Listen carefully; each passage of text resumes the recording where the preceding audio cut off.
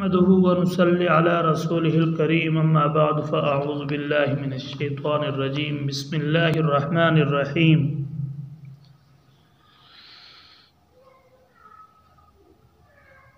فكانت هباء منبثا وكنتم أزواجا ثلاثة فأصحاب الميمنة ما أصحاب الميمنة وأصحاب المشأمة ما أصحاب المشأمة والسابقون السابقون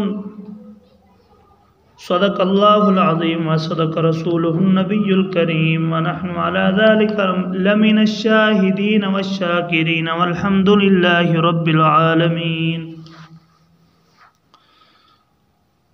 درود شریف پڑھ لیجئے. اللهم صل على محمد وعلى آل محمد كما صليت على إبراهيم وعلى آل إبراهيم إنك حميد مجيد. اللهم بارك على محمد وعلى آل محمد كما باركت على إبراهيم وعلى آل إبراهيم إنك حميد مجيد.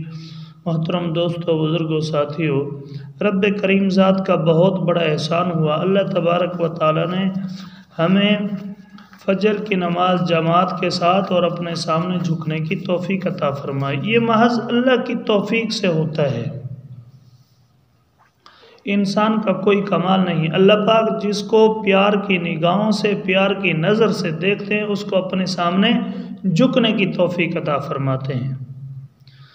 کل آپ کے سامنے سورۃ الواقعہ کی 5 آیات کریمہ پڑھی تھی اور ان کا ترجمہ اور مختصراً تفسیر. آج 5 سے 10 تک آپ کے سامنے تلاوت کی ہیں.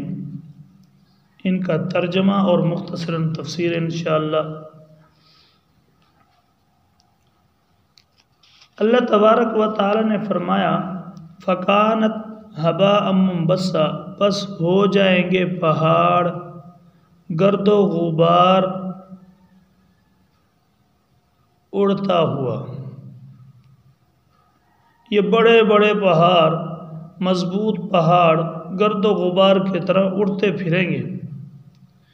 یہ نفخہ اولیٰ کا وقت ہوگا. حضرت مولانا شیخ الحدیث و تفسیر خواجہ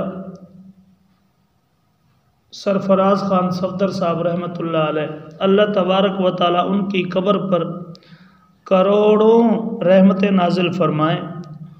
ان کی تفسیر ذخیرۃ الجنان میں یہ لکھا ہوا ہے، موجود ہے. انہوں نے فرمایا کہ یہ نفخہ اولیٰ کا وقت ہوگا، سب کچھ ختم ہو جائے گا، پھر 40 سال ایسے گزریں گے، پھر حضرت اسرافیل علیہ السلام دوسرا سور پھونکیں گے. سورۃ یاسین کے اندر آتا ہے وَنُفِخَ فِي الصُّورِ فَإِذَا هُم مِّنَ الْأَجْدَاثِ إِلَىٰ رَبِّهِمْ يَنْسِلُونَ، پس پھونکا جائے گا سور میں، پس وہ اچانک قبروں سے اٹھ کر اپنے پروردگار کی طرف دوڑیں گے. اس وقت وَكُنْتُمْ أَزْوَاجًا ثَلَاثًا، اور ہو جاؤ گے تم 3 قسم پر. اصولی طور پر آدمیوں کی 3 قسمیں ہوں گی. ایک وہ فَأَصْحَابُ الْمَيْمَنَةِ، پس دائیں ہاتھ والے. ایک وہ گروہ جن کو نام اعمال سیدھے ہاتھ میں، دائیں ہاتھ میں ملے گا، جن کی خوشی کا ان کی خوشی کی کوئی انتہا نہیں ہوگی. ایسے زبردست خوش ہوں گے، لوگوں کو کہتے پھریں گے ہاؤم اقرؤ کتابیہ، ہاؤم اقرؤ کتابیہ، میرا نامہ اعمال پڑھ لو، میرا نامہ اعمال پڑھ لو. دنیا کا حساب کتاب لگا لیجئے.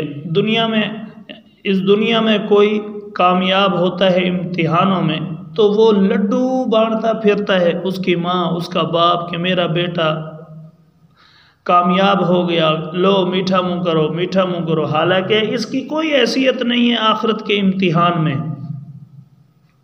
اللہ تبارک و تعالی تمام مومنوں کو آخرت کے امتحان میں کامیاب فرمائیں، آمین.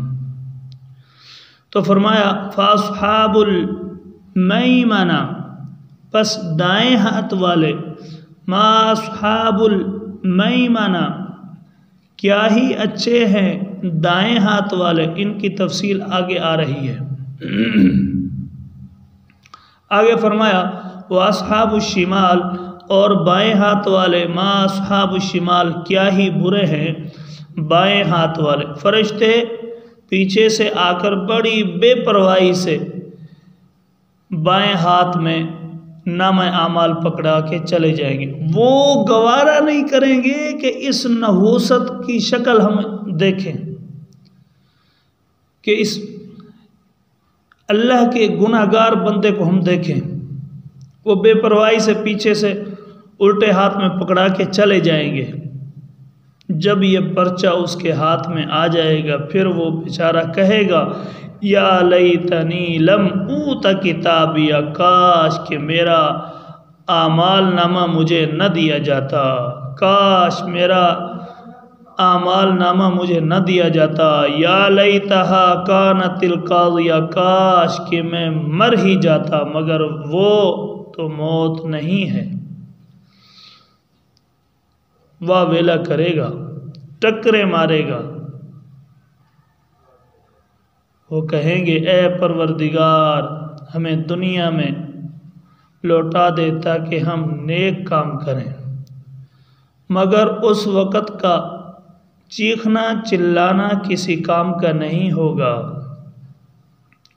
آج اللہ تعالیٰ نے ہر چیز سے آگاہ کر دیا ہے کہ نیکی کا یہ نتیجہ ہے، بدی کا یہ نتیجہ ہے، لہٰذا وقت سے فائدہ اٹھاؤ، وقت کو ضائع نہ کرو.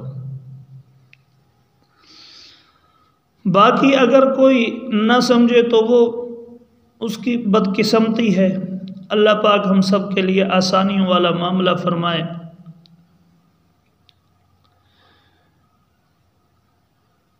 ایک حدیث پاک میں آتا ہے جناب نبی کریم صلی اللہ علیہ وسلم نے فرمایا کنتو نہیتکم عن زیارت القبور، میں نے تمہیں قبروں کی زیارت سے منع کیا تھا، اب میں تمہیں اجازت دیتا ہوں قبروں کے پاس جاؤ. قبروں کو دیکھ کر تمہیں موت یاد آئے گی. اور دوسری روایت میں آتا ہے کہ آخرت یاد آئے گی.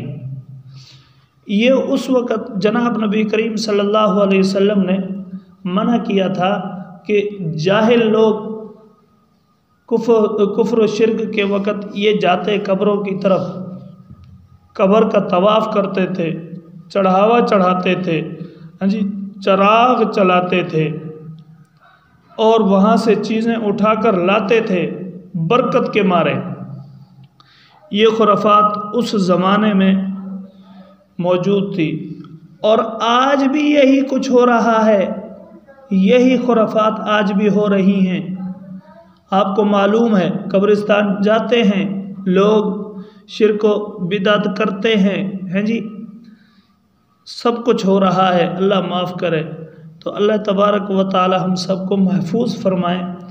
تو پھر جناب نبی کریم صلی اللہ علیہ وسلم نے فرمایا جب دیکھ لیا کہ لوگوں کے ذہن پختہ ہو گئے اور کفر و شرک کو سمجھ گئے، سنت و بدعت کا مفہوم سمجھ گئے، تو آپ صلی اللہ علیہ وسلم نے پھر فرمایا کہ تم قبروں کی طرف جاؤ اور قبروں کو دیکھو تاکہ دیکھ کر تمہیں آخرت موت یاد آئے، آخرت یاد آ جائے.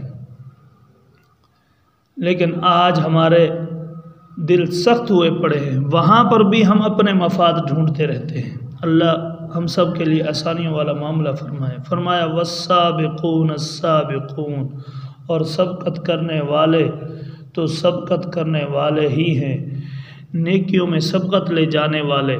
نیکیاں بڑھائی جاتے ہیں، نیکیاں کرتے جاتے ہیں. پھر فرمایا اولئک المقربون، یہی لوگ اللہ تعالیٰ کے ہاں مقرب ہیں. تو کل انشاءاللہ یہاں سے پھر آگے تفسیر ہوگی. اللہ تبارک و تعالیٰ سے دعا ہے اللہ تبارک و تعالیٰ ہم سب کو دین کی صحیح سمجھ عطا فرمائے، دین کے مطابق زندگی گزارنے کی توفیق عطا فرمائے. میرے بھائیوں دوستو، نماز کو اہم سمجھو، نماز کو اہم سمجھو. نماز ہماری زبردست ہوئی تو ہم کامیاب، ورنہ پھر رونے کے سوا اور کچھ بھی نہیں ہوگا ہمارے لیے آخرت میں. اے انسان سنبھل جا، اب بھی تو مٹی میں ایک دن جانا ہے. تیرے بڑے بھی چلے گئے اور تیرا بھی نمبر آنا ہے. ہم نے جانا ہے بھائی، ضرور جانا ہے. اللہ پاک ہم سب کے لیے آسانیوں والا معاملہ فرمائے. وآخر الدعوانا الحمدللہ رب Subscribe to our العالمین. channel by clicking the subscribe button. Click the bell button and enjoy the latest uploads from our channel.